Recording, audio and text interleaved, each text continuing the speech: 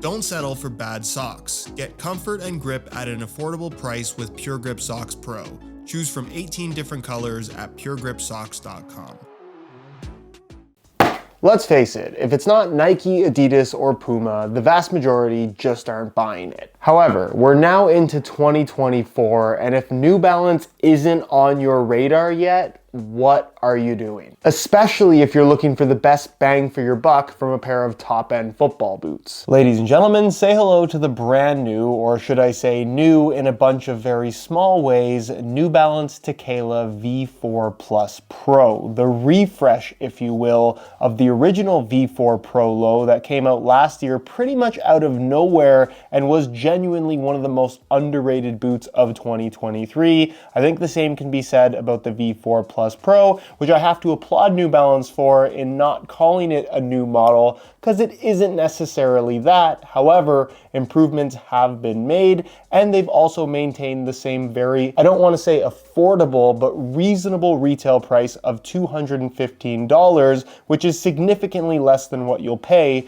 from all the big three brands and their top-end options. And I already know what a bunch of you are thinking. There's no way I'm spending $200+ on a pair of New Balance football boots. But what if I told you this felt like a 2014 Magista Obra in low-cut form with a more comfortable fit for a fraction of the price? Okay, maybe not a fraction, but a lot less. You'd probably say to yourself, that sounds pretty good. And that's because that's just it. These are not just pretty good, they're really good. And we're gonna talk about why that is in today's video as we break down all the tech, talk about how it does differ from the previous generation V4 Pro Low, and of course, take a look at how they fit and feel on feet. So if you are interested in learning more, please stick around. And if you're interested in a pair for yourself, you can pick them up below their normal retail price in either regular or wide fit via some SR4U coupon codes by checking out the first link down below. And as always, if you guys enjoy these brutally honest reviews, don't forget to drop a like on the video and make sure you're subscribed to the channel if you haven't already so you don't miss out on my reviews of all the latest football boots of 2024. So without beating around the bush, here's the new one and here's the old one. And as you can see side by side, if they didn't change the positioning of the New Balance N logo,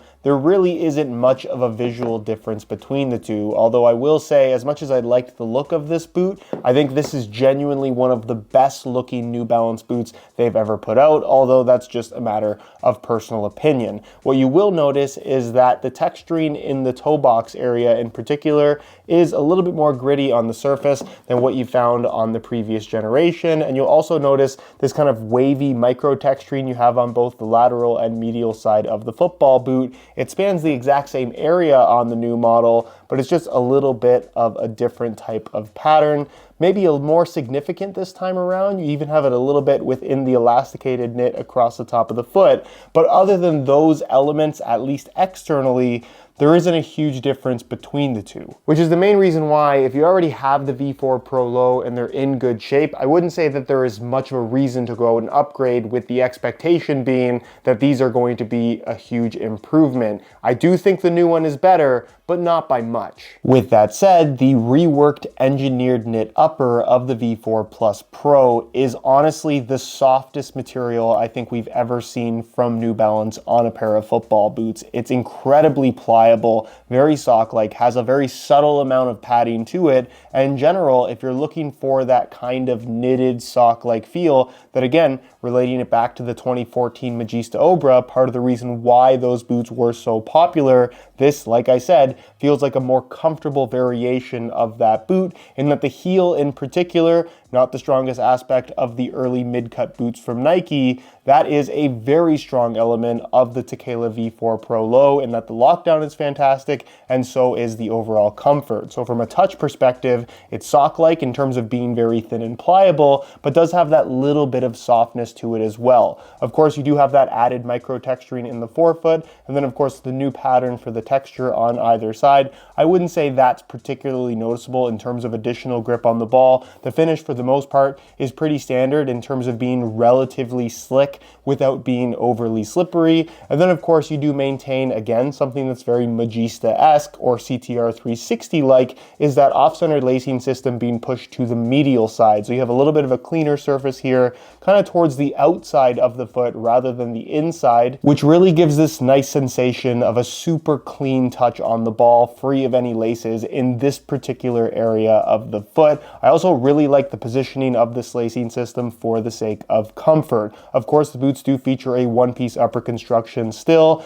with the backside of the laces being filled in with this elasticated knit material. Again, now with that 3D texturing to it, that does make this a little bit thicker than the previous model, and in general slightly more stretchy as well. Again, I feel like it's a slightly more premium upgrade versus what was featured before, and perhaps something that New Balance doesn't get credit for enough to the same standards as what you're going to find from the knitted uppers on all the more popular brands in the football boot market. Again, I've said this in past videos, New Balance is one of those brands that maybe doesn't have the crazy reputation in the world of football boots like an Adidas or a Nike or a Puma, but they are very reputable in the world of footwear in general and incredibly capable of producing some phenomenal materials. This being a perfect example of that. It's just a matter of giving them a chance. Of course, with the V4 Pro Low, it is a low cut variation. If you want a mid-cut model, it does take the lacing system away, which is great if you're into the laceless thing, probably not the best if you aren't.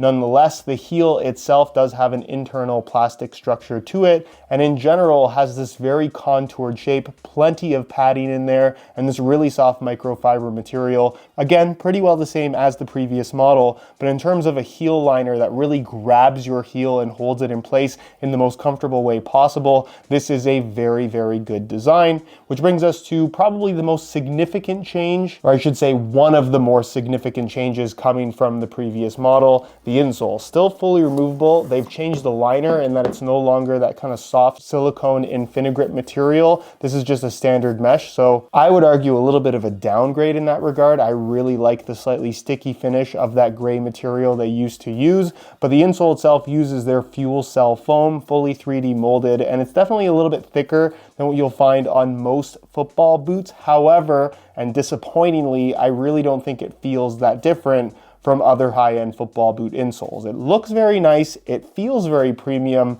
but it's certainly not something that I think stands out in the experience of playing in these boots, even when compared to the previous generation. Which brings us to the base, where nothing has changed, but what you do get is still one of the most unique sole plates and stud patterns currently available. It's a plastic sole plate all the way through, definitely more on the flexible side in terms of its overall feel. So if you're looking for that kind of spring back speed boot sensation, you're not necessarily getting that here, although I think the flexible feel to the sole plate works super well with the incredibly pliable and sock-like upper, but it's the stud pattern that realistically is the main attraction here with the New Balance Tekela, and that you can see highlighted in bright orange are fairly standard shaped studs, conical in the forefoot, a little bit of a square shape you have under the heel, but in between those studs, kind of running along the edges of the sole plate, are these kind of 3/4 length blades that are very narrow in profile and there to provide that grip while you're on the edges of your feet. So you're still going to get that freedom to twist and pivot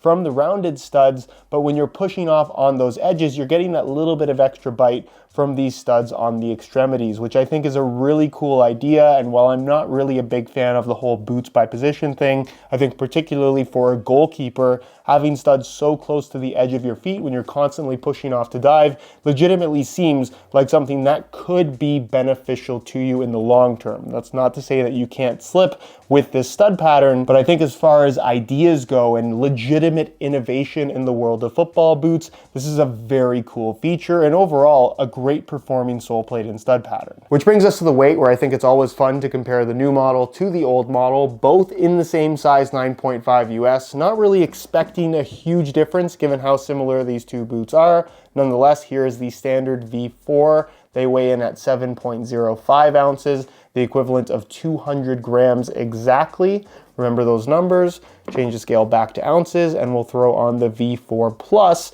and you can see that they weigh in at 6.9 ounces, the equivalent of 196 grams. So somewhere within this redesign, they have stripped away 4 grams of weight, which is fairly insignificant in the grand scheme of things. But I think what's so interesting about both of these boots actually, especially the new one, falling under 7 ounces, makes these lighter than some of the most popular speed boots currently on the market. When it comes to comfort and quality of fit, the New Balance Tekela V4 Plus Pro can go toe-to-toe with just about anything. The knitted upper is soft, pliable, and just incredibly sock-like. No break-in time required there. The sole plate matches it in terms of its overall flexibility, but also feels solid underfoot. The heel is, I think, the one aspect that some people might dislike depending on personal preference. It grabs pretty tightly. I definitely think if you have a really wide heel, this potentially could be an issue for you, but if you like that tight fit, it's one of the most comfortable executions of that I think I've ever experienced. And again, not necessarily an improvement for this new model. It was also featured in the last, but overall, just really, really solid. The lacing system allows for plenty of adjustability, and there just isn't much to complain about here in regards to overall fit. When it comes to width, what I love about the New Balance brand is they're one of the only ones offering regular as well as wide fit options. So I think for the vast majority, including the pair that I'm wearing right here, regular fit is going to be best for you. It has decent width all the way through the midfoot and forefoot. There's a little bit of that kind of tapered pinch shaping in the toe box area. Actually, now that I'm kind of comparing it to another pair of football boots, the new Phantom GX2 and Luna 2 from Nike actually has a very similar shape to this boot, which again just carries over from the previous generation. But like I said, for the vast majority, regular fit will be fine. Whereas if you do have legitimately